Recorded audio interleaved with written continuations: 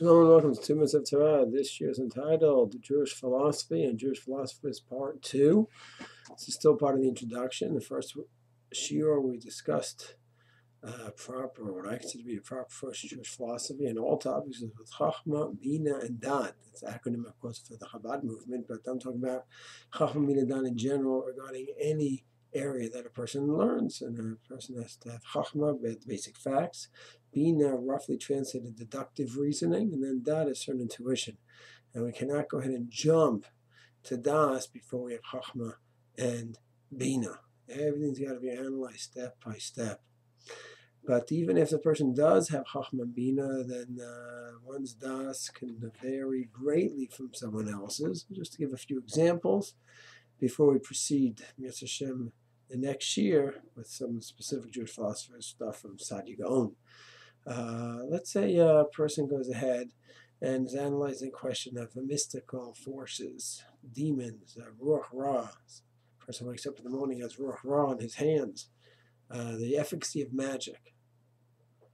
So here's an example where I think a person who jumps to his intuition, he could have a very different and extreme outlook away from the other person who may be at the opposite extreme. Person who has more of a, quote, rationalist bent. So he might think, these things are silly. There's no such thing as demons flying around. And when you wake up in the morning, you have work on your hand. I have to wash this thing. Come on. It's not. Any Gemaras that seem to apply in astrology, that, it's not literal. Hazal meant something deeper than that. So that might be the intuition of a, quote, rationalist. Someone who identifies with medieval philosophers. On the other hand, you might have someone more of a mystic leaning, like, of course, Hashem creates all these different things that are out there, the demons, and any Gemara that you see hints to it or Medrash that talks about it, of course, you take it literally, and that's it.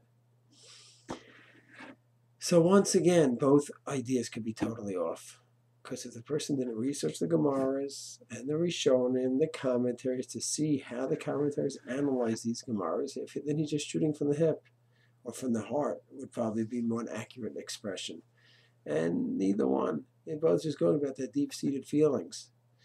The only ironic one would be the, quote, rationalist who is claiming to be rational, but he's dismissing certain things just based on an inner feeling that these things just can't be true. How does he know, based on knowledge, that it can't be true? He knows demons don't exist. He searched the world and he knows these things don't exist.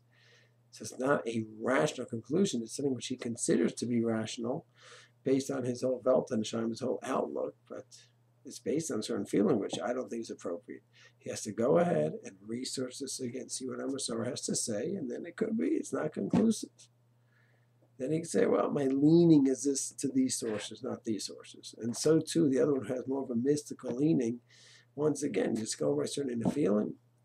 To me, a great example of having a proper approach to the sugya is I remember of Yankala, a friend of mine in the Solitzer Stiebel in Far Rockaway. We used to live in Far Rockaway, and I remember we used to daven Milchamav there sometimes, and the Solitzer Rebbe himself has been a man in the 70s at the time, and Yankala, his son, was in his 40s, and I remember once he was giving a little shiur over talking with a few fellows there, in Milchamav. And he's talking about the demons and astrology and Ruach Ra, and he said this is part of Amasar, and everyone agrees on it.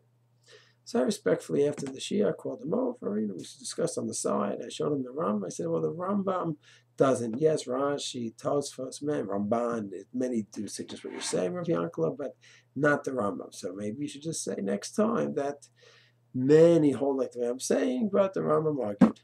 He said, really, the Rambam says such a thing? I said, yeah. So we're going to do the Rambam together. He said, wow, that's amazing. I never knew. Because the Rambam Hilchos Avodah Zarah, Perek Yud Aleph, just rejects so many things, magic and astrology. It's all nonsense. A Jewish person should be a chacham, should be rational, not believe in these things. So he rejects all of it. But the Ramban does hold differently. So he was so happy to the Rambam. I look at Rav Yankala as a rationalist, even as he maintains there's demons and all these other things, because till now he's had exposure to all these sources that seem to take it literally. So he says, okay, the Gemara, the Rishonim, the Shulchan Aruch even seems to have these kind of things, so I take a Pashup Pshat. then he's open to hear an idea totally different. He's 45 years old. He never heard of this Rambam. Like, all of a sudden, it's a whole different outlook. Wow. Thank you so much for giving me a new insight. That's a person who's rational. He had his Chochma, his Bina, and his Daat, where he was taught all these years. He has another sheet, a very formidable opinion of the Rambam. Says, wow, there's a machlokas in the air, and I didn't know that. That, to me, is healthy learning. He has his Chochma, he has his Bina, he has his Daat, but he's ready to hear more information, more sources. With these two introductory shiurim, I think we're ready to proceed the next year to start looking into Saadia Gaon. Shalom.